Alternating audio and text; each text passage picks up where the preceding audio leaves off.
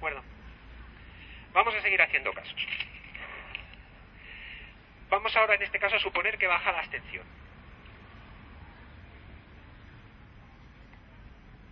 Bien, entonces, el supuesto que estamos haciendo es decir, vamos a ver, baja la abstención, vamos a considerar un porcentaje de la abstención. En este estudio hemos considerado la mitad.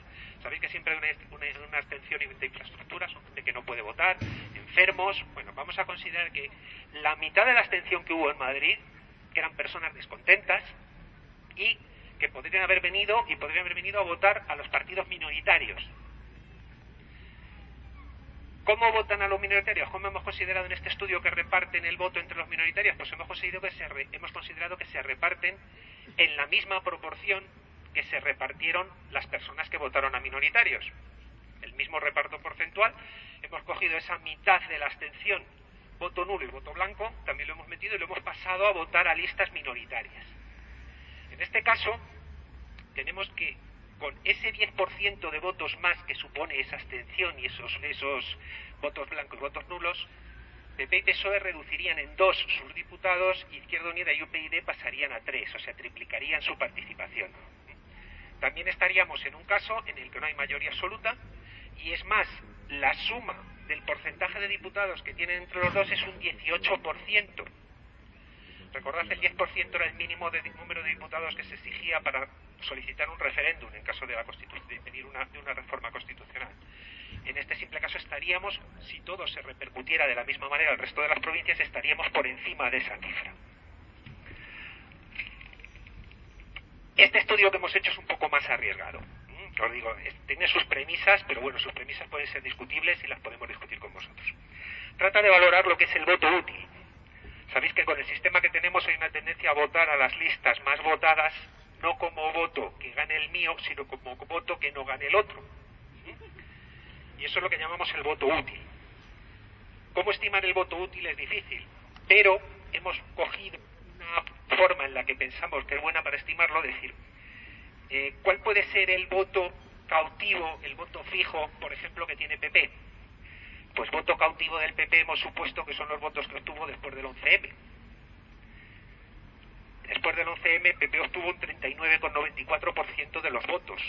Cabe pensar que en aquella circunstancia un voto a PP es realmente un voto cautivo de este partido. ¿Qué hemos cogido como voto cautivo en el otro partido, en el otro gran partido, en el PSOE? Pues los votos que obtuvieron después del último gobierno de Felipe González. El voto Almunia, aunque hemos discutido que posiblemente la mejor cifra aquí será la del 20N para tener en cuenta el voto cautivo, pero esto ya es un chascarrillo fuera de micrófono, ¿no? Que se dice.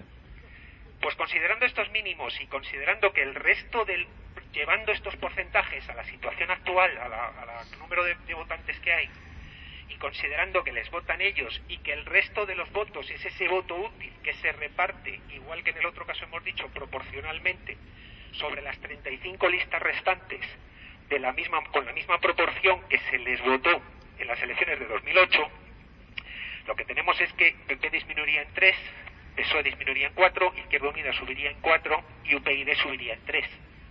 Estamos en una representación de 2 partidos minoritarios que al final, como os digo, las otras listas eran muy pequeñas, seguirían sin obtener representación en torno al 25% de la Cámara. PSOE estaría en un 31 y PP en un 44. Nos queda un caso más, y es decir, mira, estamos todos hasta las narices, ni votamos a uno ni votamos a otro, nos vamos, y todo el que ha votado a los minoritarios dice, mira, que se las apañen ellos, y nos abstenemos. Nos abstenemos o votamos nulo, que como os he dicho tiene el mismo efecto. ¿Qué hubiéramos tenido en las elecciones de 2008? Pues hubiéramos tenido un PP con 19 diputados y un PSOE con 16 y un PP con mayoría absoluta, igual que en la otra situación. Evidentemente los minoritarios habrían perdido su representación. Hasta aquí llega la simulación que yo os quería contar. Se pueden pensar en más casos, son los que hemos hecho hasta aquí. Os animo a que si alguno tenéis idea, esto tenemos unas hojas de cálculo, datos metidos y podemos simular lo que queráis. A casos que le interesen a alguien se pueden reproducir.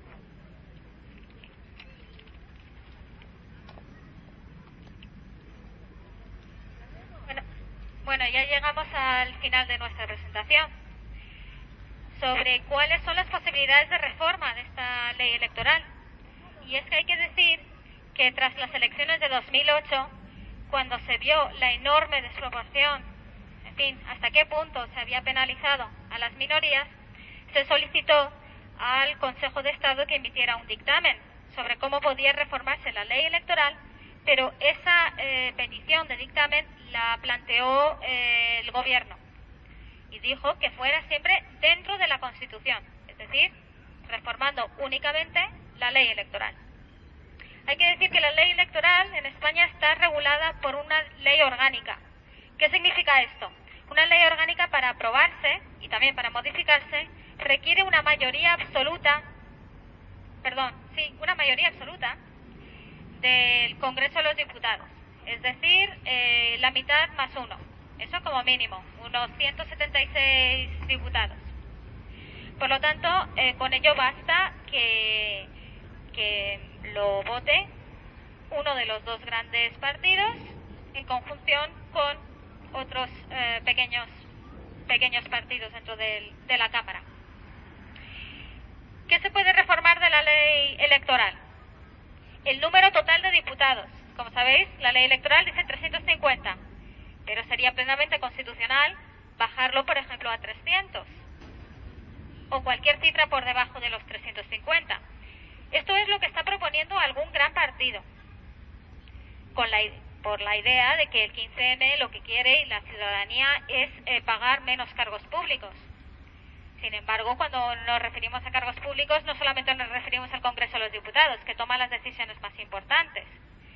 Y bajar por debajo del 350 lo que supone es un empeoramiento de la proporcionalidad.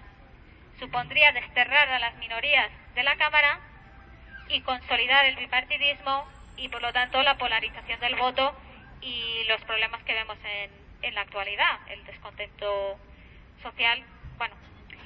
Sin embargo, si se suben a 400 diputados, se mejora sustancialmente la proporcionalidad. Después de todo, 400 para representar a 46 millones de habitantes, pues tampoco es desorbitado. Es decir, además, 50 diputados más tampoco es para tanto. Podrían mejor reducir el Senado o eliminarlo o, en fin, bajar el número de miembros, diputados provinciales. Hay otros cargos públicos que tienen pues una labor menos importante, digamos. Y mejoraría la proporcionalidad con 400 diputados. Además, la representación mínima inicial, la ley electoral dice 2 por provincia. Pues es que es un poco desproporcionado. Estamos hablando de casi un tercio de los diputados solamente para representar a provincias. Pues con que se baje a 1, pues ya quedan representadas la provincia por un diputado. Y supondría que, pues, 1 por 50 más los 2 de Ceuta y Melilla, 52. Y los 348 restantes a representar a la población. Reparto en función de la población. Lógicamente, cualquier reparto por encima de 2, si ya le asignaran 3 o 4, pues ya se deja de representar a los ciudadanos y se convierte en una cámara de las provincias. Pero además, la fórmula DONT también está... también viene en la ley electoral y se podría poner cualquier otra fórmula que resultara más proporcional. Uno estrictamente porcentual, pues quizás no, pero hay otras fórmulas.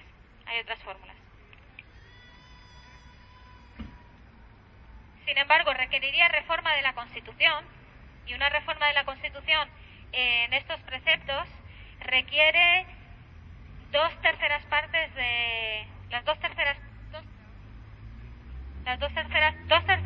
del Congreso de los Diputados. Es decir, que requeriría un gran consenso. Ahí sí que se precisaría del acuerdo entre las dos grandes formaciones. Como hemos visto hace unos meses, pues se ha reformado porque los dos grandes partidos lo han querido así. Y en ese caso, pues se podría cambiar la circunscripción electoral de la provincia a una más reducida. Algunos están hablando de hacer circunscripciones todavía más pequeñas. Puede parecer justo si esas circunscripciones pequeñas tienen realmente el mismo número de electores, cada uno de ellos. Sin embargo, ¿qué es lo que se está apuntando? A un sistema mayoritario, por el cual en cada circunscripción gana el candidato con el mayor número de votos. y los otros como si no hubieran votado. No quedan representados proporcionalmente. Desaparecerían otras listas, empeorando, por lo tanto, la polarización del voto en dos grandes partidos. Otros proponen, sin embargo, que se aumente el tamaño de la circunscripción a la comunidad autónoma. Bueno, es una opción, aunque hay que tener en cuenta que también hay comunidades autónomas muy pobladas y otros bastante menos pobladas. Y finalmente, pues la eliminación total de lo que es una representación mínima inicial por circunscripción, porque hay que representar a un territorio en vez de a los ciudadanos. La representación de los territorios debe venir por el Senado y por lo tanto se podría suprimir y repartir los 350 o los 400 o los 300 solamente en función de la población. Y bueno, pues estas son algunas de las cosas que ha planteado el 15M desde que inició su andadura. Es decir, la idea de que en nuestro país el voto está fuertemente condicionado por la ley electoral, la idea de que hay que votar útil, y lo que resulta finalmente es en una falta de proporcionalidad de las cámaras y por lo tanto una baja representatividad de los ciudadanos.